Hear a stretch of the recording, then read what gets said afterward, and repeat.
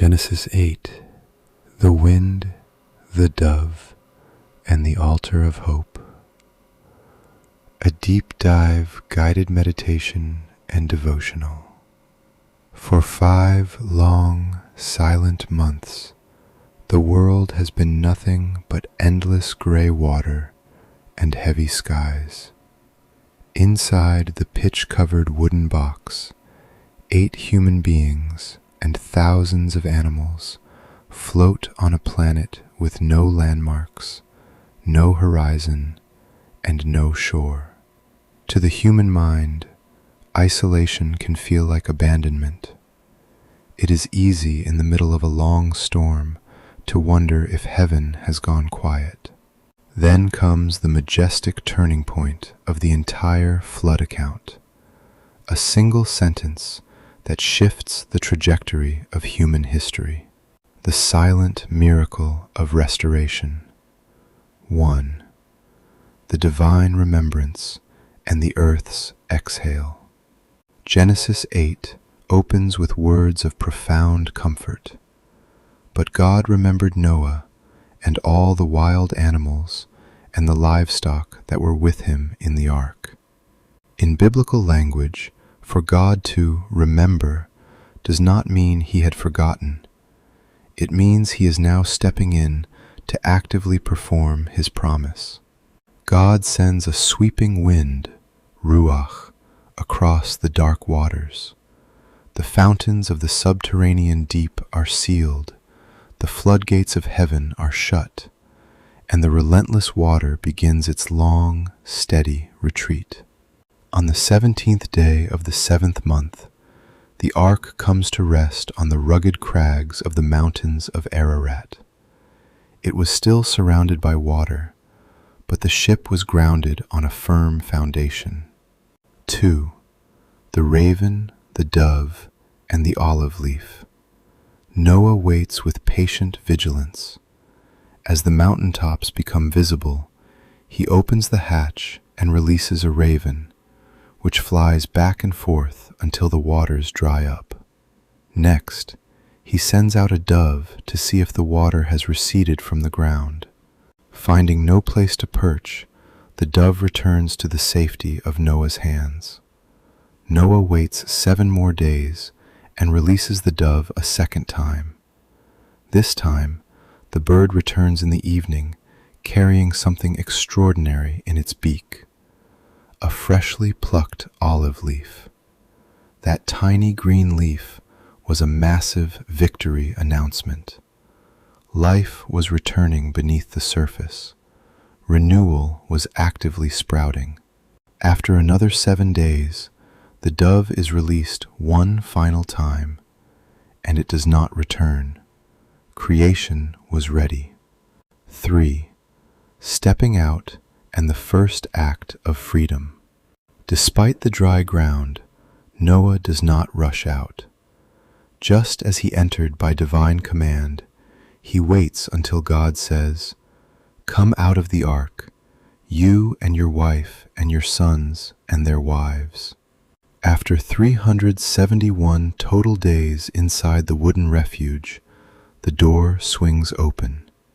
Humanity steps onto fresh, washed earth.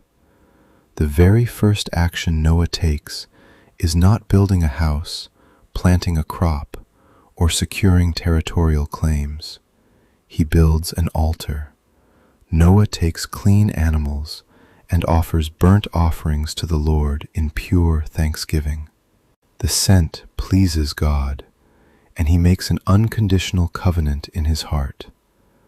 Never again will I curse the ground because of humans. As long as the earth endures, seed time and harvest, cold and heat, summer and winter, day and night will never cease. The takeaway: grounded in his promise. God remembers you in the quiet. Silence inside your personal storm does not mean absence. God is actively working behind the scenes to dry up the waters, testing your faith. Look for the olive leaf. Small signs of progress are proofs of coming victory. Celebrate the tiny sprouts of hope while waiting for full restoration. Worship before you build. Make Thanksgiving your first response when stepping into a new season. Honoring God first sanctifies your future path. Up next, Genesis chapter 9, the Rainbow Covenant and the New Beginning. The altar smoke rises into clear skies. A cleansed world stretches out before Noah's family, full of fresh potential and heavy responsibility. Up next in Genesis chapter 9, God signs a global covenant across the heavens with a spectacular bow in the clouds, a promise never again to destroy the earth with water. But as humanity begins again, we witness new boundaries, new mandates, and a sobering reminder that even in a post-flood world, the human heart still needs grace. Get ready for the birth of a new era. Genesis 9, the Rainbow Covenant and the New Beginning. A deep dive guided meditation and devotional. A freshly washed world stretches out beneath a clear blue sky. The altar smoke from Noah's sacrifice has ascended, and for the first time in over a year, human feet stand on solid ground. The past has been wiped clean, but the future is wide open. Genesis 9 marks the formal dawn of a new world order. It gives humanity a fresh mandate, establishes the sanctity of life, introduces human government, and seals the earth in an everlasting covenant of peace, written directly in the clouds. The post-flood world order. 1. The renewed mandate and new boundaries. God steps down to speak over Noah and his family, blessing them with the exact command given in Eden. Be fruitful and increase in number and fill the earth. However, the world they step into is fundamentally different from Eden. Creation's fear. A natural dread of humanity is placed upon all animals, birds, and fish. A change in diet. For the first time, humanity is permitted to eat meat alongside vegetation. The sacred blood. A crucial restriction is given. Meat must never be eaten with its lifeblood still in it. Blood represents life, and life belongs uniquely to God. 2. The sacred value of human life and justice. God establishes the foundational law for human civilization, the absolute sanctity of human life. Whoever sheds human blood, by humans shall their blood be shed. For in the image of God has God made mankind. Because every human being carries the divine imprint, imago Dei, violence against a human is an assault on the image of God Himself. To protect society from repeating the lawless violence of Genesis 6, God delegates authority to human society to maintain justice and preserve life. 3. the unconditional bow in the clouds. God makes a global, everlasting covenant, not just with Noah's family, but with every living creature on earth. He promises never again to destroy all life or the earth through a flood.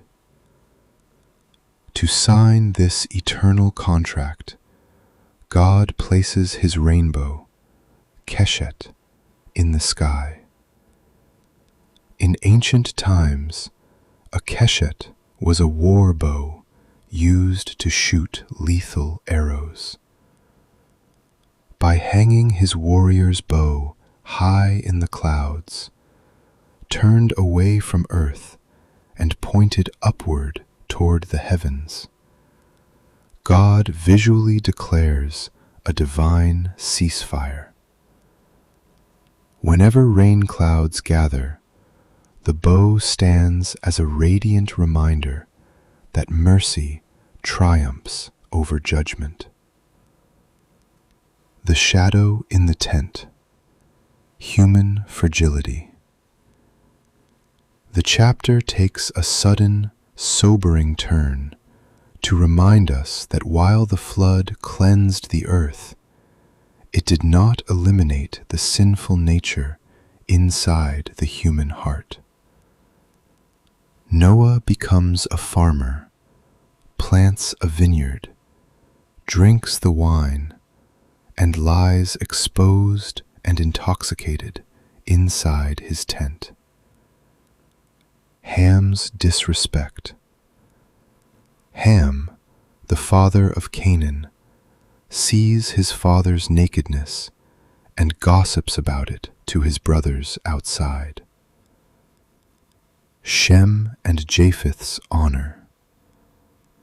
Demonstrating deep reverence, Shem and Japheth walk backward into the tent with a garment on their shoulders and cover their father without looking upon his exposure.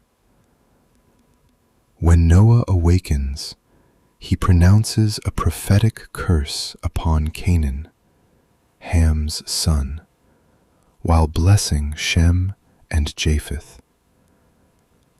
The chapter closes as the patriarch of the new world dies at age 950, closing the second major era of human history.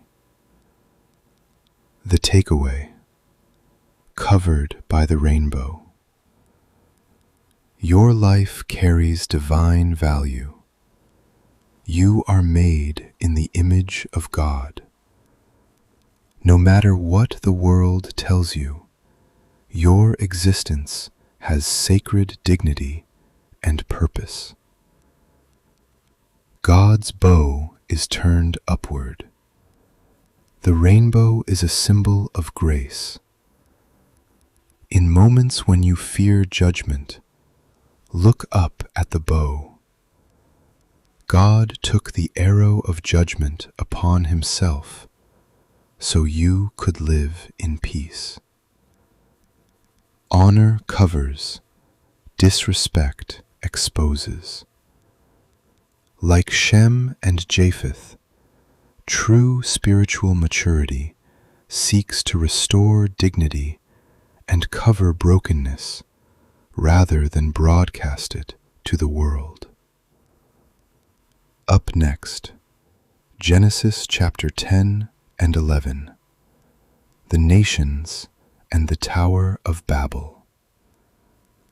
From Noah's 3 sons, nations scatter across continents, building ancient empires, languages, and cultures.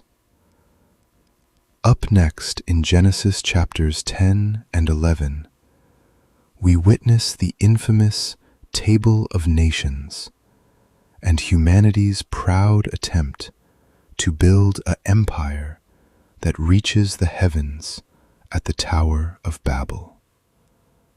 Get ready for the confusion of languages, the scattering of civilizations, and the quiet arrival of a single family lineage through Abraham that will change the world forever. Genesis 10, the table of nations and the birth of empires, a deep dive guided meditation and devotional. After the great reset of the flood, the earth sits open, silent, and ready for a new chapter. Noah's 3 sons, Shem, Ham, and Japheth, step out of the ark, carrying the future of human civilization in their veins. Genesis 10 is often called the Table of Nations. On the surface, it reads like a master list of ancient names and genealogies. But zoom in, and you find a dramatic, high-speed map showing how 70 original clans scattered across continents built legendary cities, established languages, and birthed the ancient empires that would shape the destiny of the world. The 3 branches of humanity. 1. The coastlands of Japheth, the northern and western expansion. The lineage of Japheth spreads toward the maritime territories, coastlands, and northern mountains across Europe and Eurasia. Gomer and Magog, moving northward into Eurasia and Eastern Europe. Javan, giving rise to the maritime people of the Mediterranean, including the early Greeks and island nations. They spread out into their lands, each with its own language, by their clans within their nations, setting up a diverse tapestry of seafaring, trade-focused societies. 2. The mighty clans of Ham, the southern expansion, and the First Empire. Ham's line moves south into Africa, the Middle East, and the Levant, producing some of the most formidable, complex, and controversial civilizations in biblical history. Cush and Mizraim, the founding ancestors of Ethiopia and Egypt. Canaan, settling the land that would later become the battleground of promise. The rise of Nimrod. Out of Cush arises Nimrod, described as a mighty warrior on the earth and a mighty hunter before the Lord. Nimrod was not just a hunter of animals, he was a leader of men, a builder of cities, and the world's first true emperor. He establishes the center of his kingdom in Shinar, Babylonia, building legendary strongholds, Babel, Uruk, and Akkad. From there, Nimrod expands north into Assyria to build Nineveh, setting the stage for 2 of history's greatest imperial powers, Babylon and Assyria. 3. The lineage of Shem, the eastern line and the seed of promise. Shem's line settles in the eastern territories, stretching from Mesha towards Sephar in the eastern hill country. Elam and Ashur, founding early Mesopotamian and Persian roots. Eber, the patriarch from whose name the word Hebrew, Ivri, is derived. In Eber's family, a son is named Peleg, meaning division, because in his days the earth was divided. This subtle note drops a major hint about the dramatic event waiting in the very next chapter. The takeaway: God shapes the nations. Every culture has a place in God's story. The 70 nations of Genesis 10 prove that no ethnicity or culture is an afterthought. God crafted the entire tapestry of human diversity from a single family. True strength is not measured by power. Nimrod built massive cities and legendary empires through ambition, but worldly greatness without divine alignment eventually crumbles. God keeps track of the lineage. Even in lists of names, God is carefully tracking the thread of promise that will eventually bring light to every family on earth.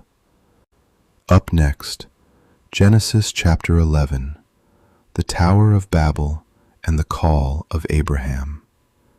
You've just seen the family tree spread across the map. But how did one family with a single language suddenly split into multiple tongues and scatter across the globe? Up next in Genesis chapter 11, humanity gathers on the plains of Shinar with a dangerous plan: to build a tower that reaches the heavens and make a name for themselves. Get ready for the high-drama confusion of languages at the Tower of Babel, and the quiet, transformative pivot where God chooses one man named Abram to begin a blessing for all 70 nations. Genesis 11, the Tower of Babel and the Seed of Promise. A deep dive guided meditation and devotional. Genesis 11 is one of the grandest turning points in Scripture. It marks the climax of primeval history, the final collapse of humanity's attempt to build a unified world without God, and pivots seamlessly into patriarchal history, where God chooses a single family to bring redemption to the entire planet. The pride of Shinar and the shift of generations. 1.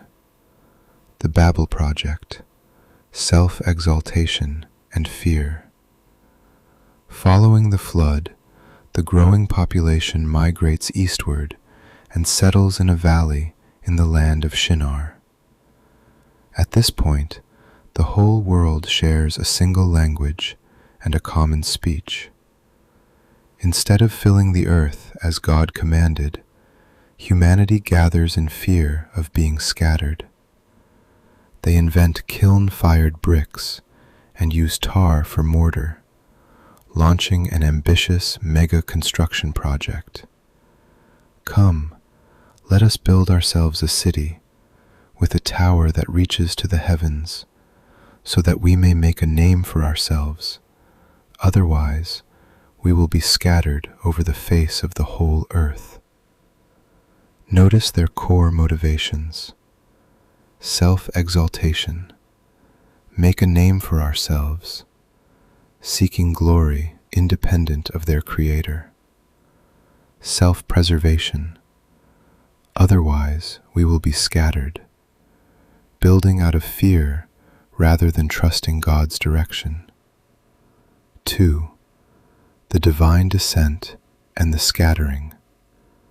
God does not view the tower as a physical threat. In a tone of subtle divine irony, the text notes that God has to come down just to see this massive tower human pride constructed. God observes that unified in rebellion, nothing humanity imagines will be restrained from them. In a swift act of mercy disguised as judgment, God confuses their language. Come, let us go down and confuse their language so they will not understand each other. Instantly, cooperation breaks down. Miscommunication halts the construction, and the city is named Babel, meaning confusion. What humanity tried to prevent through self-effort, God accomplishes by divine decree. They are scattered across the face of the entire earth. The pivot, the line of Shem to Abram. The second half of Genesis 11 shifts from the noise of a crumbling empire to the quiet, steady ticking of a single family line. We trace 10 generations from Shem to a man named Terah in the ancient city of Ur of the Chaldeans. Terah fathers 3 sons, Abram, Nahor, and Haran. Scripture drops two critical details that set the stage for the rest of the Bible. Sarai's barrenness. Abram's wife, Sarai, is unable to conceive, a human impossibility waiting for a divine miracle. The partial journey. Terah takes Abram, Sarai, and his grandson Lot to head toward the land of Canaan, but they stop halfway and settle in Haran, where Terah eventually dies. The takeaway: from human pride to divine promise. God scatters what we build in pride. Any system, career, or ambition built to make a name for ourselves without God will eventually suffer confusion and breakdown. Divine intervention is mercy. God confused their language to protect humanity from compounding their own self-destruction. Grace starts in quiet places. While the world shouted at Babel, God was quietly preparing a humble family in Ur to bring the ultimate blessing to all nations. Up next, Genesis chapter 12, the call of Abram and the covenant. Humanity stands scattered across 70 nations, divided by language, culture, and borders. The Babel experiment has failed. Up next in Genesis chapter 12, God breaks the silence of history with a revolutionary call to one 75-year-old man. Leave your country, your people, and your father's household, and go to the land I will show you. Get ready for the birth of the Abrahamic covenant, the birth of faith, and the promise that will change the world forever. Genesis 12, the call of Abram and the altar of faith, a deep dive guided meditation and devotional. After the scattering at Babel, humanity stands divided across nations, languages, and lands. The world is steeped in spiritual confusion. But God does not abandon his creation. Instead of speaking to the crowds, he turns his attention to one man living in the pagan city of Haran. Genesis 12 is the great threshold of redemptive history. Here, the focus narrows from global history to a single family through whom God will bring salvation to the entire world. The great leap of faith. 1. The divine call and the sevenfold promise. God breaks into Abram's life with a revolutionary command that requires absolute surrender. Go from your country, your people, and your father's household to the land I will show you. God asks Abram to leave behind everything that represents security, identity, and inheritance. His country, his culture, and familiar surroundings. His people, his tribe, and network of protection. His father's household, his personal safety net, and financial legacy. In exchange for his obedience, God issues a breathtaking sevenfold promise. I will make you into a great nation, and I will bless you. I will make your name great, and you will be a blessing. I will bless those who bless you, and whoever curses you, I will curse. And all peoples on earth will be blessed through you. Notice the contrast with Babel. At Babel, humanity tried to make a name for themselves and failed. Here, God promises to make Abram's name great as a free gift of grace. 2. The journey and the altars in Canaan. At 75 years old, with no map and no child, Abram obeys. He takes his wife Sarai, his nephew Lot, and all their possessions, stepping into the unknown. When they arrive in Canaan, a land currently occupied by hostile Canaanites, God appears to Abram at Shechem and declares, "To your offspring I will give this land." In response to God's promise, Abram does two defining things. He builds an altar, marking the soil as holy ground and giving public witness to the true God in a pagan land.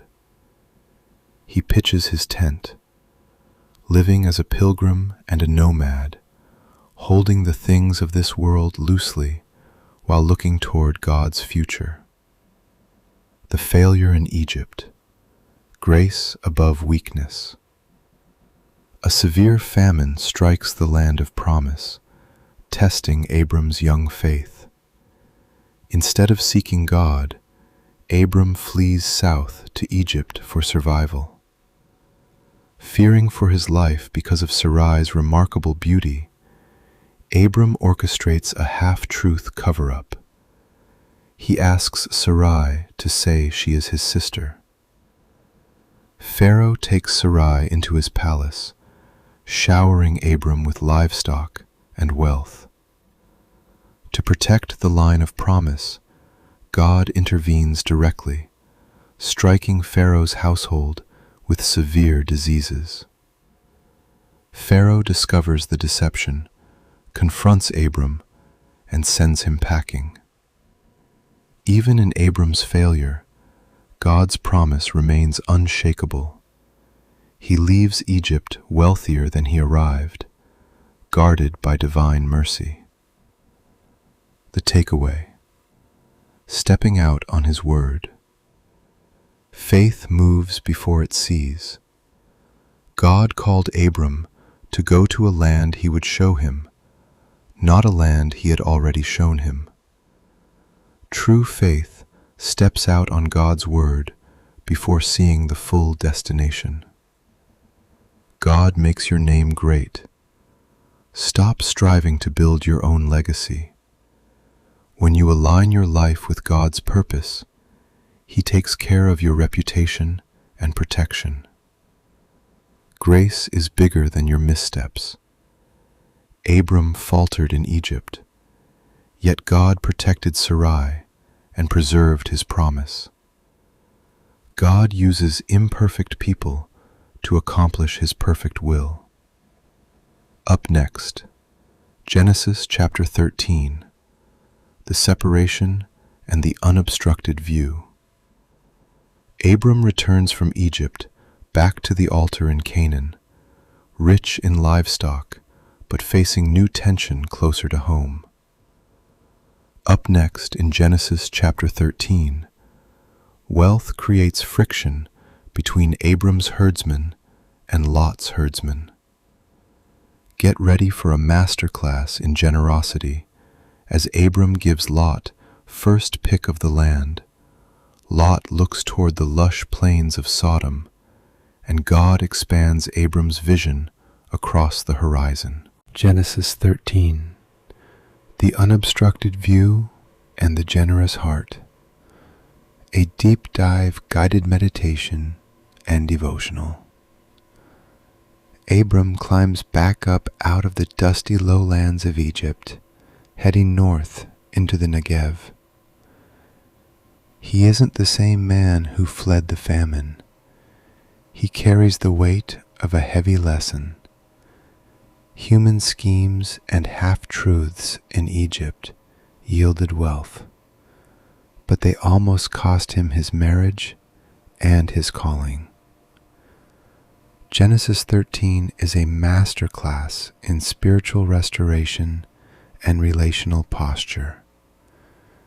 It demonstrates how a heart surrendered to God handles wealth, resolves conflict, and steps into divine promises without grabbing or striving. The crossroads of choice. 1. Return to the altar, the reset. The text makes a deliberate point to tell us where Abram heads first, straight back to Bethel, house of God, to the exact spot where he had built his first altar. Before Abram handles his family issues or plans his next move, he stops to call on the name of the Lord. This is repentance in action. When you realize you've drifted into your own strength, the solution isn't to keep running. It is to return to the place where you last heard God's voice and rebuild the altar of worship. 2. The strain of abundance. Abram versus Lot. Both Abram and his nephew Lot have grown extraordinarily wealthy in livestock, silver, and gold. But abundance brings its own set of trials. The pasture land between Bethel and Ai cannot support both of their massive herds, and fighting breaks out between Abram's herders and Lot's herders. Notice the quiet tension in the narrative. The Canaanites and Perizzites were also living in the land at that time. A family divided in front of a watching pagan world damages the testimony of God's blessing. Abram steps in as the peacemaker, refusing to let material gain destroy covenant family bonds. Please, let's not have any quarreling between you and me, or between your herders and mine, for we are close relatives. As the elder uncle and the covenant holder, Abram possessed the absolute right to claim the best land for himself. Instead, he models unbelievable humility and generosity. He turns to Lot and says, "Is not the whole land before you? Let's part company. If you go to the left, I'll go to the right. If you go to the right, I'll go to the left." 3. The vision of the eye versus the vision of faith. Lot looks out over the landscape using human vision. He lifts his eyes and sees the entire plain of the Jordan, well watered everywhere, like the garden of the Lord, or like the fertile soil of Egypt. Lot makes his decision based on sight and immediate gain. He chooses the lush plains for himself. He sets his tents near Sodom, a city the text ominously notes was filled with people who were wicked and sinning greatly against the Lord. Lot pitched his tents towards Sodom. Gradual compromise always starts by looking at what satisfies the physical senses without considering the spiritual cost. The divine horizon. Lift up your eyes. After Lot departs, Abram is left standing on the hill country, having given away the most fertile land. Humanly speaking, he took the lesser portion. But it is precisely in that moment of sacrifice that God steps into the silence. The Lord said to Abram after Lot had parted from him, "Look from where you are, to the north and south, to the east and west. All the land that you see I will give to you and your offspring forever." Notice the deep spiritual contrast between Lot's choice and Abram's gift. Lot lifted his own eyes to take what looked good. God told Abram to lift his eyes to receive what was promised. God promises to make Abram's offspring like the dust of the earth, innumerable and enduring. He instructs Abram to arise, walk through the length and breadth of the land, claiming every inch by faith. Abram packs his tents, moves to Hebron, fellowship, and builds another altar to the Lord under the great trees of Mamre.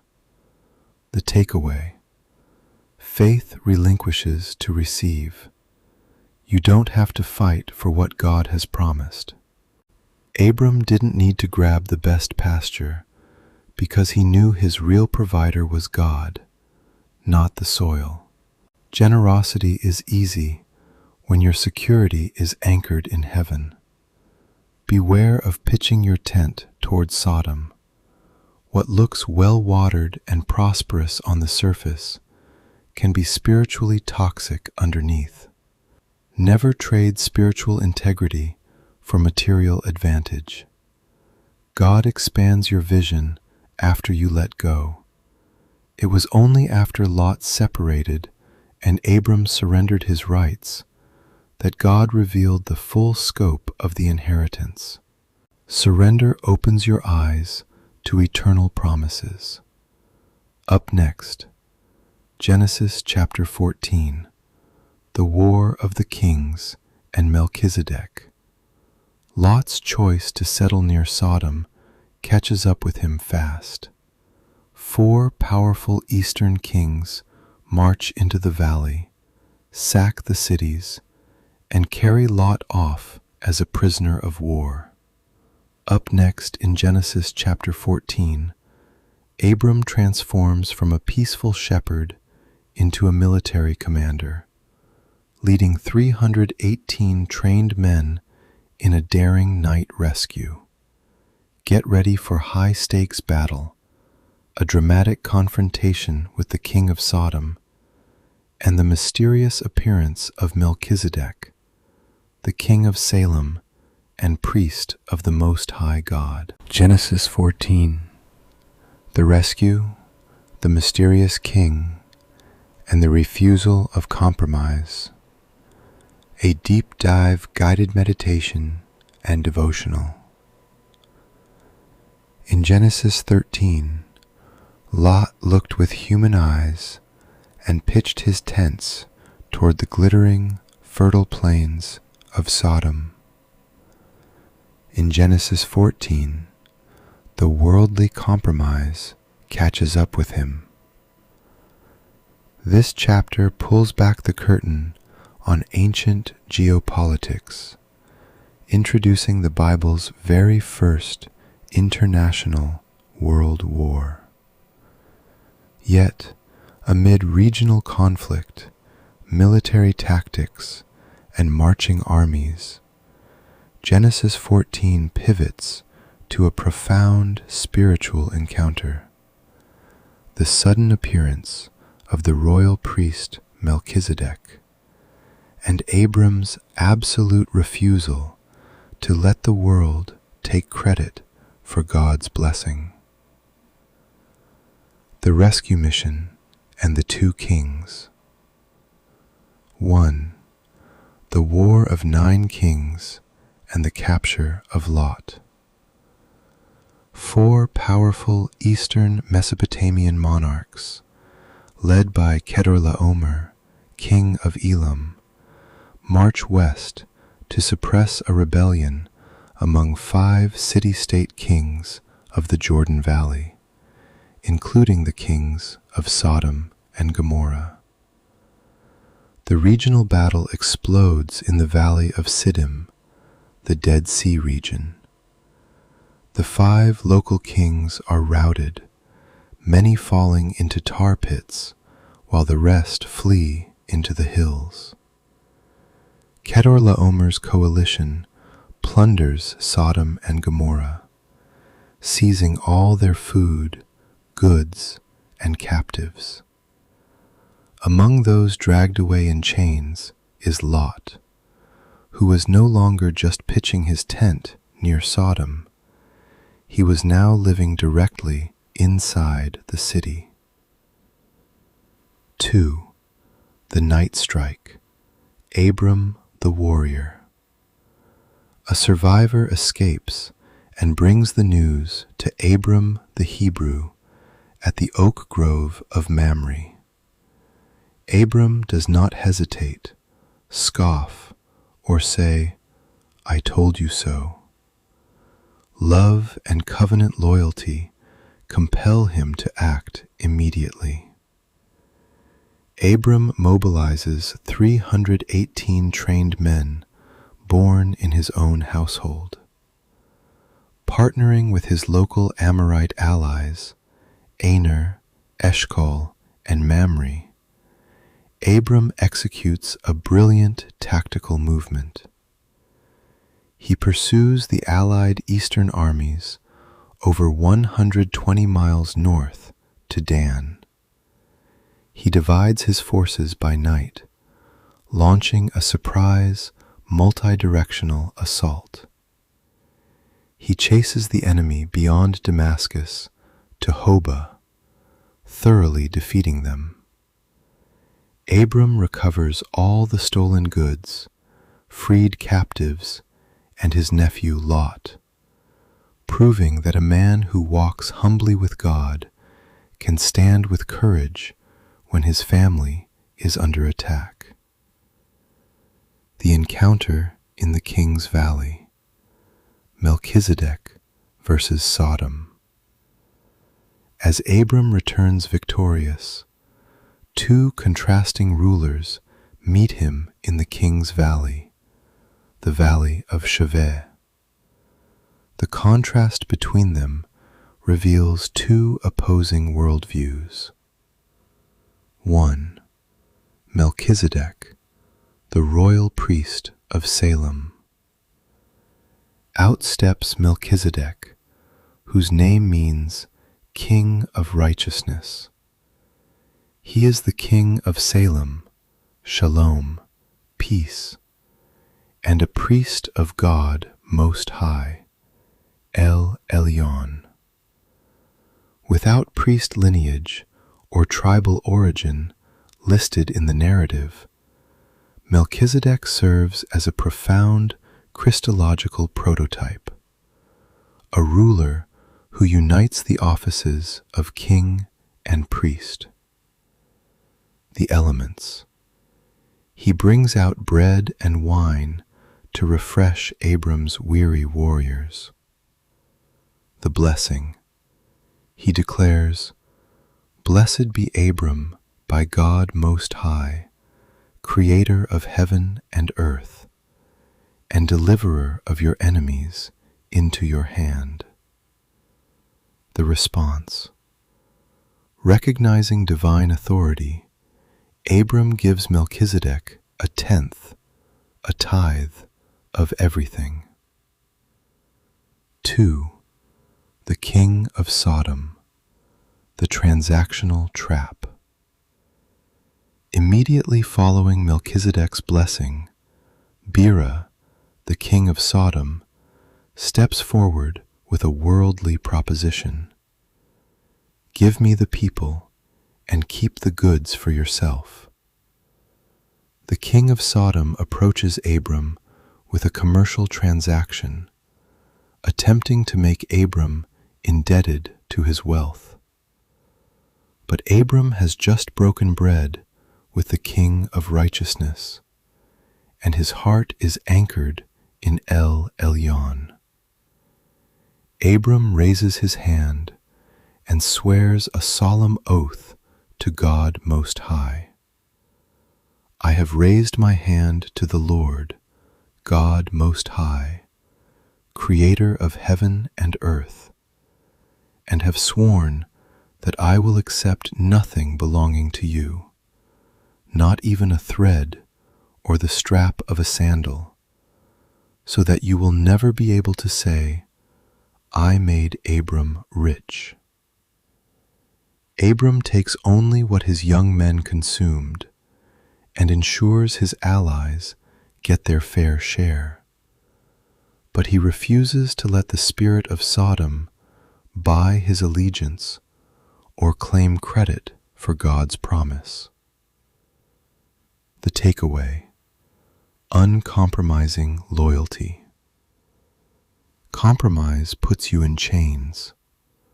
Lot sought comfort in Sodom and ended up a prisoner of war. Alignment with the world always promises freedom, but delivers captivity. Break bread with the true King. Before you face the temptations and transactions of the world, Sodom, feast on the bread and wine of grace with your high priest, Melchizedek. Guard who gets the glory. Refuse the threads and sandal straps of worldly compromise. Let your success be attributed solely to the blessing and provision of El Elyon.